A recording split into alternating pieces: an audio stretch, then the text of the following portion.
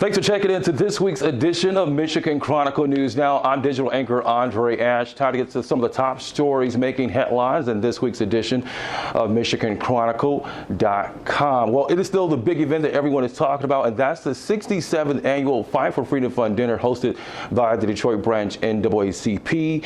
Now, speakers for this year's event centered on the issue of freedom and democracy, alluding to what civil and political activists see as an attack on voting rights pushed by conservative groups. Take a look.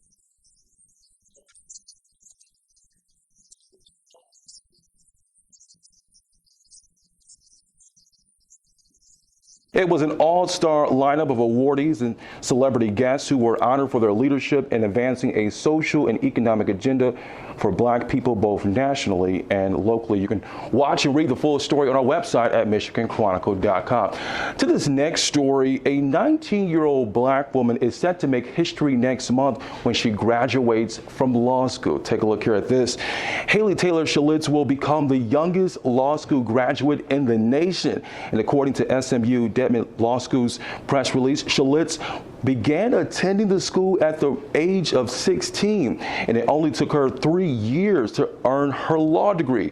She officially graduates on May 13th.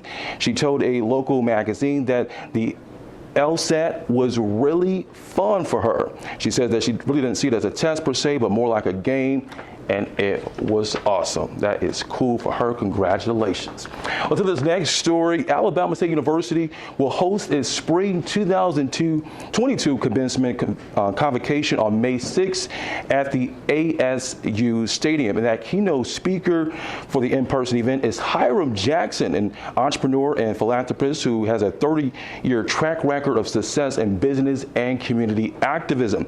Now, Jackson is our leader and publisher of Michigan Chronicle and the chief executive officer of Real Times Media, a multimedia company headquartered right here in Detroit. His company is one of the nation's leading creators of African-American content that comprises 8 websites spanning across multiple media platforms.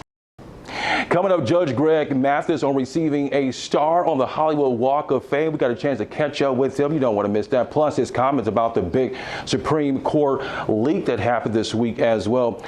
And on this Mother's Day, a letter to my departed son. It's the name of a book a mom wrote after losing her son to a rare brain disease. We'll have that story coming up as well. You're watching Michigan Chronicle News Now.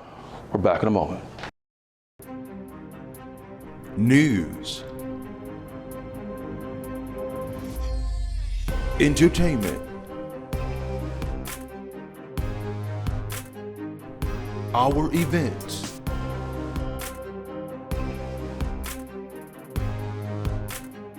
digital content. This is who we are. This is what we do. This is Michigan Chronicle. Follow us at MichiganChronicle.com.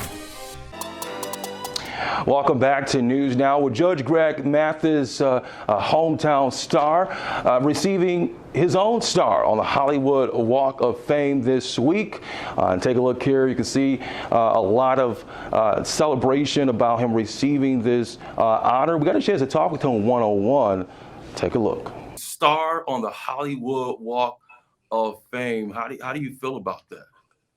Well, I feel it's really a culmination of a journey that began in Detroit and continues, quite frankly, based in Detroit, that journey. So I'm proud for myself and for Detroiters, and particularly for my family and my grandchildren who will be able to bring their friends up Hollywood Boulevard for a couple of more generations and showing them the granddad's star and name. Judge Greg Mathis also talked about the big Supreme Court leak this week on the situation or case about abortion rights in this country, and he didn't hold back. Take a look at this.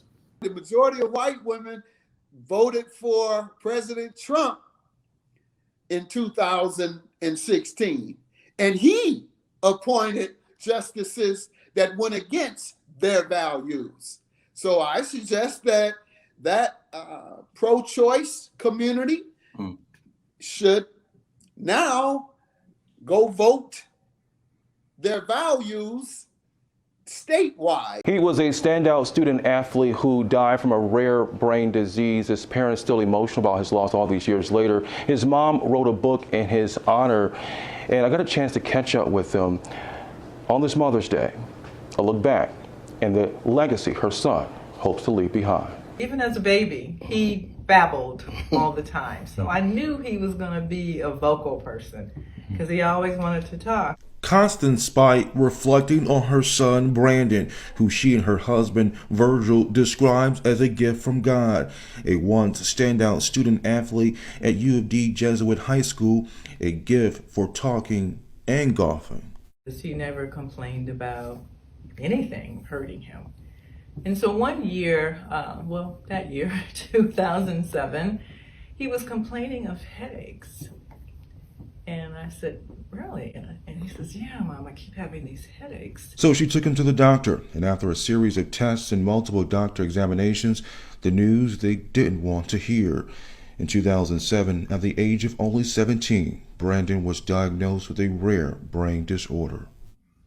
Virgil has, we both have difficulty talking about it, but we were both devastated. Couldn't believe it. Brandon was in his senior year of high school. His parents still held on hope that he'll get better. They were thinking next steps, perhaps therapy. But one night, Brandon had to be rushed to the hospital. The night that they induced a coma, that my hope started to fade.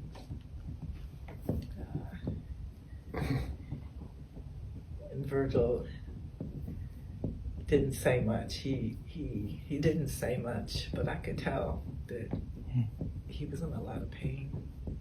Just days before his 18th birthday, Brandon would pass away. Fast forward to now, Constance would be inspired to create a book called Dear Brandon, Letters to My Departed Son, sharing the personal letters as a grieving mother to her beloved son as he battled his health challenge. People would always compliment him, you know. It's hard for me to talk about this. Very, very hard. But Brandon was a giver, and well before he ever became ill, organ donation was a family conversation some years earlier. Brandon was all for it. Why not donate your organs so someone else can live? But I remembered that conversation when Brandon passed. And Never would have thought. no, was not thinking about it being him at the time. It's a part of the legacy he leaves behind, and now a scholarship endowment in his name. He's a giver, so he would want us to do something like this so someone else can go to that school. Despite some time that has passed since Brandon's death, it can still be hard to go another Mother's Day without him. Mother's Day is rough. It's a tough one. But, and it's still tough. There was some Mother's Day even after that I said, okay, I don't want to do anything. I just want to do nothing. But she is doing something. A mother, along with her husband, together keeping Brandon's memories and legacy alive. In Detroit, Andre Ash, Michigan Chronicle. And you can tell still emotional about her son's loss. You can find out more about the cause and their story on our website at MichiganChronicle.com. And that's going to do it for our time here on News Now. Thanks so much for watching. Don't forget you can watch and read our stories 24 hours a day on our website, MichiganChronicle.com. And we're out every weekend of the newspaper edition every Wednesday as well. Follow us on our social, Facebook and Twitter at Michigan Chronicle. I'm digital anchor Andre Ash. Until next time, this is News Now.